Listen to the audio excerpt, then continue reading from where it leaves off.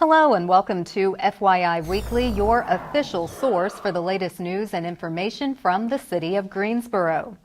Greensboro City Council approved a $544 million budget for the 2018-19 fiscal year. The approved budget maintains the current city property tax rate of 63.25 cents per $100 property valuation for the 9th consecutive year.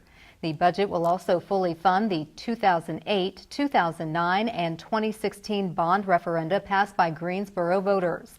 The budget reflects several council-directed employee compensation items that ensure salaries remain market competitive. Compensation includes increasing minimum wage for benefited employees to $15 per hour and an average 3% merit for eligible employees. The budget also supports the city's significant benefits package. A water and sewer rate increase of 3.5% for all users went into effect on July 1st. Despite the increase, Greensboro residents still maintain one of the lowest rates in North Carolina. The approved budget also allocates $1.3 million for nonprofit community groups. Donations for tornado recovery efforts are still needed as the deadline to apply for FEMA assistance has come and gone. Your generous donations are being dispersed to several local agencies assisting with providing resources to the survivors of the April 15th tornado. Examples of how your donations are making a difference include the Greensboro Housing Coalition paying for utility deposits, rent, and counseling services. The Housing Consultants Group, with funds from the North Carolina Realtors, is helping eligible homeowners pay their mortgage and insurance deductibles and helping renters pay rent. Community Housing Solutions is using the donations to assist with electrical box reconnection and related electric utility needs. The Salvation Army has rehoused several families and is addressing basic needs such as food, household supplies, clothing vouchers, utility payments, and GTA bus passes. Call specialists with United Way's 211 resource and referral line can answer questions and connect storm survivors with any of these storm recovery resources.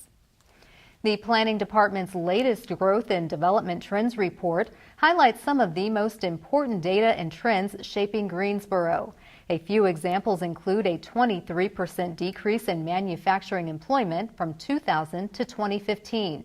In a recent survey, 2/3 of Greensboro residents say having sidewalks and places to walk to are very important in deciding where to live, compared to only half of national respondents. Household size appears to be shrinking. 67% of Greensboro households consist of 1 to 2 people. Planning Director Sue Schwartz says we are living in an age of rapid change, but that will allow Greensboro to continue to grow into a more diverse and vibrant city.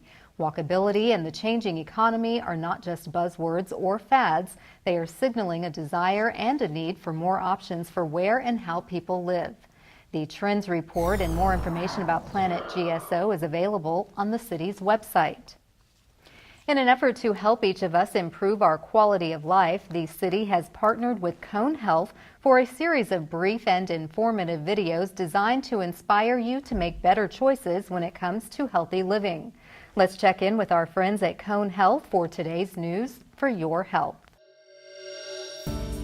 Hello, are you having trouble sleeping? I'm Dr. Clint Young, Medical Director of the Cone Health Sleep Disorder Center. Today we're going to talk about some important ways to help you get a better night's rest. Most people sleep best if they get 6 or 8 hours of regular sleep every night. The best bedrooms are quiet, cool, dark, comfortable, and safe. That means if you have a mattress that hurts your back, maybe it's time to change it. Cool means a couple of degrees at least cooler than your daytime temperature, not cold. But it can help a lot to have a layered set of blankets rather than one heavy comforter that is all or nothing.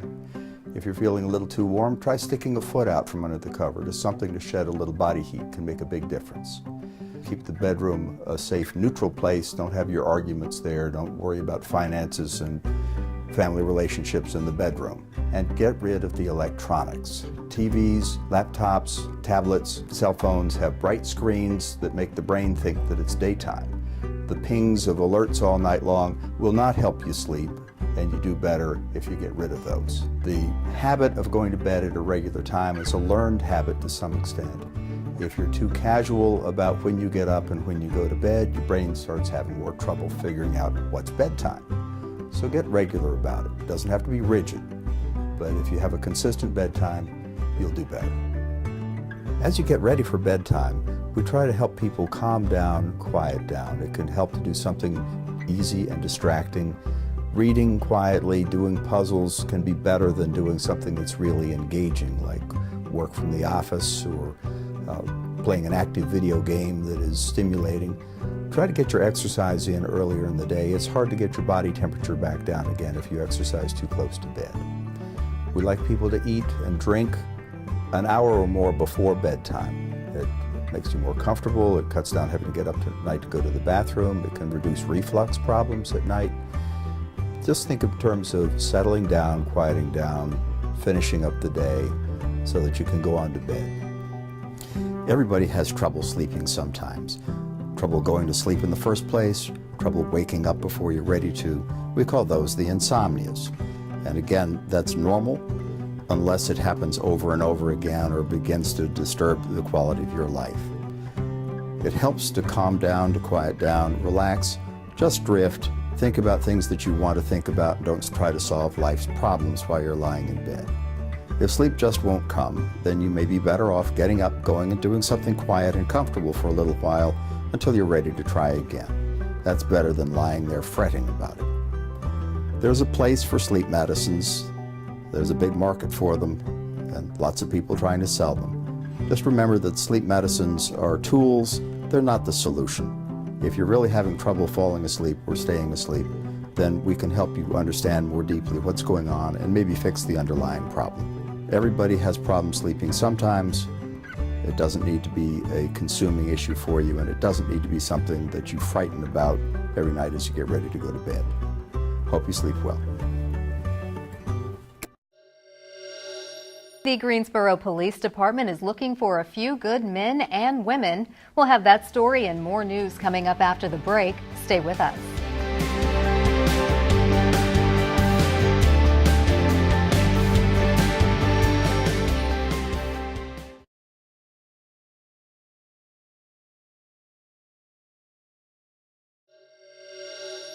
Welcome back to FYI Weekly. The Greensboro Police Department hires year-round if you or someone you know is interested in a career in law enforcement. The starting salary is more than $38,000. Recruit training is an intense 25-week program that involves high academic performance in areas such as law, human relations, first aid, firearms, driver training, defensive tactics, and modern law enforcement techniques. The academy also includes daily rigorous physical activities such as weight training and aerobics. Police trainees must successfully complete all topical areas and the state comprehensive examination. Sworn status is conferred upon successful completion of the Greensboro Police Department Academy and the state examination administered by the North Carolina Criminal Justice Education and Training Standards Commission. To apply for the Police Academy, visit the city's iApply system to set up an online account or call the recruiting hotline. The city's Neighborhood Development Department has remodeled its home initiatives under the umbrella of Housing Connect GSO. Housing Connect GSO aims to help home buyers and homeowners make informed choices in selecting and buying a home, maintaining and keeping the home, as well as understanding the obligations involved with down payment and closing cost assistance. These services were upgraded by the City Council to include more financial assistance to low and moderate income individuals and families, as well as broaden the eligibility requirements and loan terms. Housing Connect GSO covers homeownership education and outreach, homeownership counseling, financial assistance, and home ownership collaborations. For more information about Housing Connect GSO, visit the city's website or call Rhonda Enoch, the city's housing counselor, at 336-373-4146. To assist with recovery efforts, a legal aid hotline has been established for survivors of the tornado that touched down in Greensboro in mid-April. Free legal advice is available for FEMA benefits appeals, other disaster benefits, insurance claims, home repair contractors, replacing wills or other legal documents, consumer scams, mortgage foreclosure, and landlord-tenant disputes. The toll-free legal aid hotline number is 1-833-242-3549. Legal professionals are available Monday through Friday from 9 a.m. to 4 p.m. This service is a partnership between FEMA, American Bar Association Young Lawyers Division, Legal Aid North Carolina, and the North Carolina Bar Association. In an effort to spotlight and celebrate local artists, business owners, community builders, and essentially the next generation of leaders, the city is proud to partner with Action Greensboro to introduce our Made in Greensboro series. This day, we place the spotlight on Bernie Jennings, Chief Executive Officer of Biscuitville.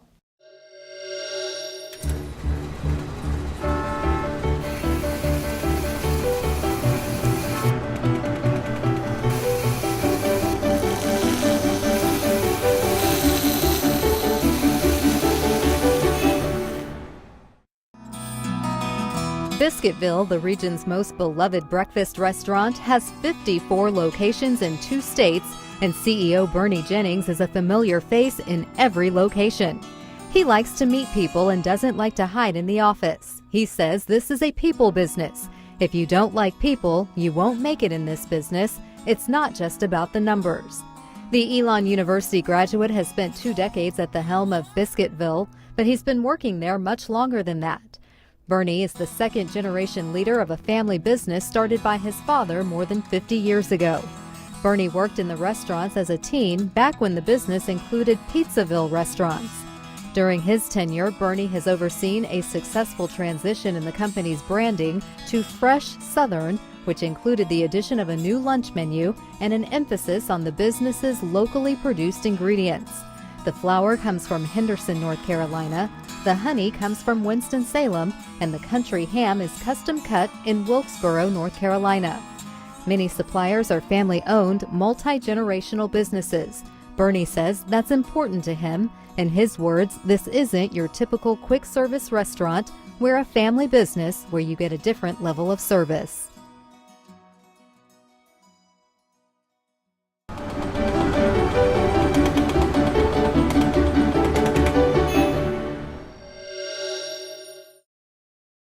To learn more about Made in Greensboro or to see more images taken by photographers Jerry Walford and Scott Mothersbaugh, visit the Action Greensboro website at madeingso.com. The planning and future growth for the corridor along New Garden Road is the basis of a study that will be influenced by feedback from businesses and residents. Coming up after the break, we'll talk to the planning director about the corridor study. Stay with us.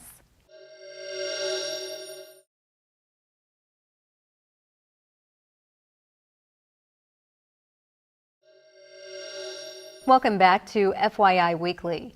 New Garden Road is a popular location for both business and residential owners. The city is proactively working to manage the growth along that corridor to meet the needs of all interested parties. Joining me now to explain the components of the New Garden Road corridor study is Sue Schwartz. She is the director of the city's planning department. Hello, Sue. Welcome to the show. Always good to see you. Great to be back. Thank you for being here. So tell me more about the New Garden Road corridor study. The planning department has been looking at the New Garden Road corridor from Friendly Avenue all the way up to Battleground. We've been doing some analysis. There's been a number of controversial rezonings along the corridor and just off the corridor. So we're looking at trying to get ahead of some of the growth trends and see if we can navigate this with a little less trauma to the neighborhoods. Okay, and that's a pretty large area that you're looking at, and zoning is always a tricky and not so often easy thing to go through. So what is the purpose? Is this going to make that process easier? We hope so. Part of it is we're looking at doing a strategic plan for the corridor. So what are the things that are working along New Garden Road? What are some things that may area some growth pressures? There might be some transition in types of land uses, and how should we look at those and navigate those together? Hearing mostly from the concerns from the neighbors now, so we can get ahead of those should things start to happen again further down the road. And I'm sure folks appreciate having the opportunity. How far along are you in this process? We literally at the very beginning. We've done some analysis. We've looked at different things, the traffic patterns, the growth patterns, and that sort of thing. Looked at the cases we've had over the past year. or the past several years, I should say. So we've really just started talking with stakeholders along the corridor, and then we will be starting the full public process for people to get involved and give us their opinion starting on July 12th. Okay, so tell me more about that. If folks come out, what exactly can they expect? Great. This is an open house, which means folks can drop in. There's not an agenda to get information, to look at the maps, understand some of the analysis we've done. This is at the Kathleen Clay Edwards Library. It'll be from 4 to 7 p.m. There's also, we have contact information if you can't get out to the library, but this is just the first conversation. We'll be scheduling several more meetings out in August and maybe into September to have conversations about concerns, recommendations we may have, to test them with folks, and so it's an ongoing process. Okay, so obviously there will be multiple opportunities for public input. Is the city taking this on by itself, or do you have help from a consultant? We do have help from a consultant, Tesca Associates out of Illinois. They've done a number of studies for us, but their job is really to manage just the process for us and fill the gaps with some of their expertise on corridor planning and to manage the process overall for us. But really, the analysis has been done by the city, checked with them, and then we have a local facilitator to help us with the public discussion. Okay, so public input can go as far out into the fall. Overall, when will this study wrap up? We hope to have this finished by the end of the calendar year and bring it to the City Council for adoption by then. And so hopefully, we don't want to drag it out too long, but we will it will take as long as it takes to get so that everyone gets their ideas and thoughts and concerns on the table. Okay, well, thank you, Sue. It's always a pleasure when you stop by and give us updates on important matters where it's going to impact either someone's business or their home. So we hope that folks will take the opportunity to share their input about the New Garden Road corridor. Thank you, Carla. I appreciate it. Sure, come back and see us. Stay tuned for a little-known fact about Greensboro as we tell you something about the city. That's coming up after the break. Stay with us.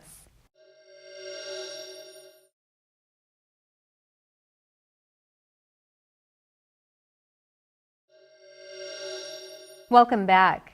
One way to stay informed about what's happening in the city is by attending or tuning in to city council meetings. The Greensboro City Council meetings are open to the public, but if you cannot attend, we broadcast the meetings live right here on GTN, and we also stream the meetings live on the city's website. Council meetings take place at 5:30 p.m. on the first and third Tuesdays of the month on level 2 of the Melvin Municipal Office Building located at 300 West Washington Street. The first meeting of the month includes public comments and special presentations. Meetings on the third Tuesday of the month focus on public hearings and city business. The fourth Tuesday is reserved for a meeting as needed. To review the council meeting schedule and agendas, please visit the city's website. Here's an opportunity to learn a little something about the city. The City Council approved changes to the city's homebuyer down payment and closing cost assistance program, or DPA. Effective immediately, the program now offers more financial assistance to low and moderate income individuals and families. It also broadens the eligibility requirements and loan terms. The goal is to allow more than just first-time home buyers to be eligible to apply. If the home purchased is located in one of the city's 7 redevelopment areas listed on the city's website, DPA will now provide up to $10,000 in down payment assistance and closing costs as a 5-year forgivable loan at 0% interest to first-time homebuyers.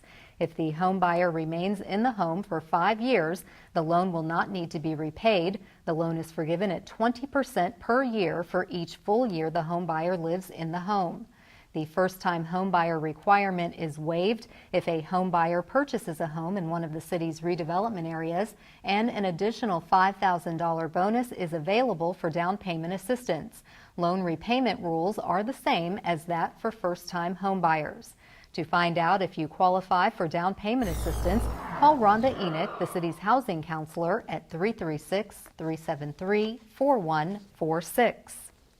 Coming up after the break, we'll showcase our department spotlight, but first, prepare to mark your calendar for all the great events happening this week on the town.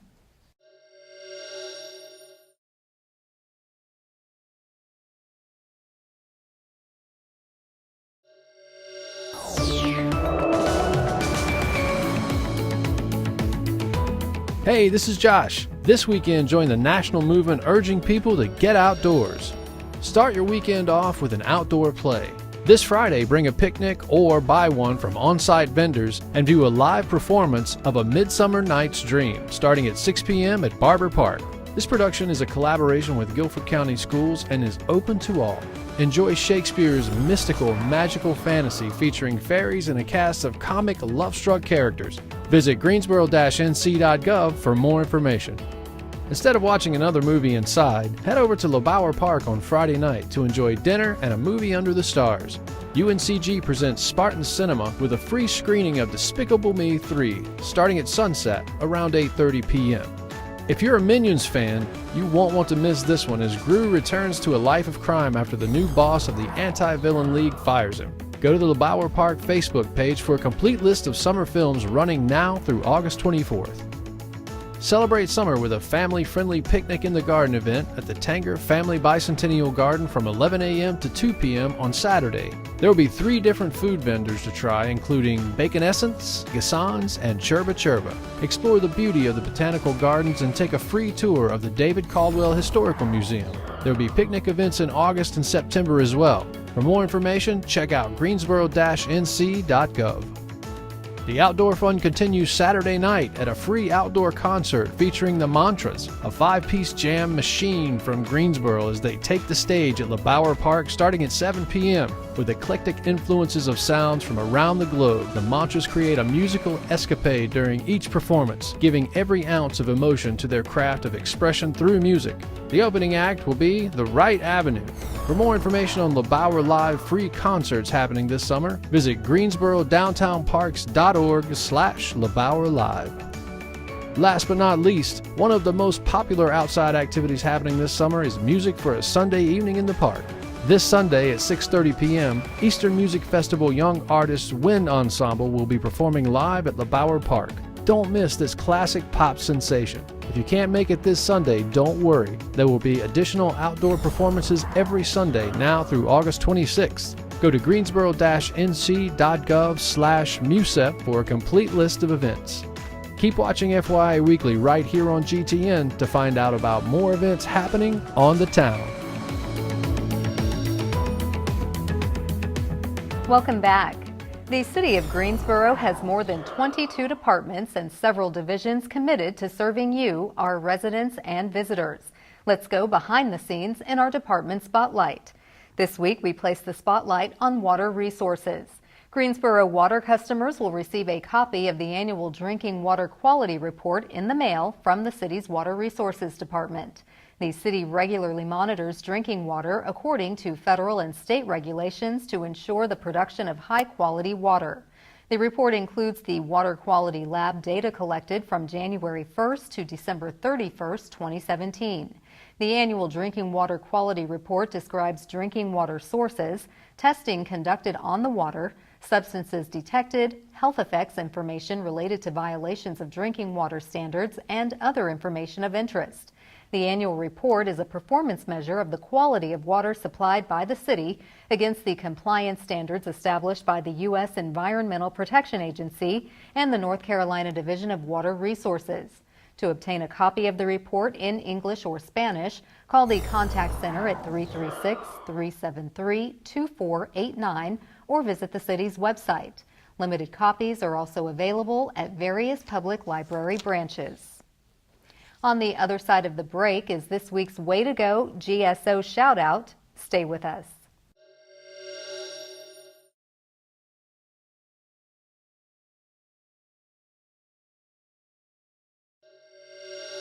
As we draw to a close, we always want to end on a positive note with our Way to Go GSO shout out. This week's shout out goes to the Energy in the Park program. This is Greensboro Parks and Recreation's free summer playground program, available in 7 neighborhoods from 10 a.m. to 3 p.m. Monday through Thursdays until August 9th. Rising first graders through 15-year-olds are invited to take part in supervised sports, games, crafts, and free lunch. Parents or guardians can register their children at any of the following participating playgrounds. Playground supervisors are CPR and first aid certified. The program may be canceled due to severe rain or extreme heat. For more information, visit the city's website or contact Mel Melton at 336-373-7502.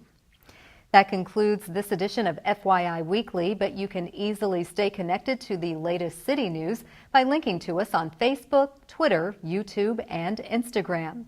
For all of us here at the City of Greensboro, thanks for watching, and we'll see you next time.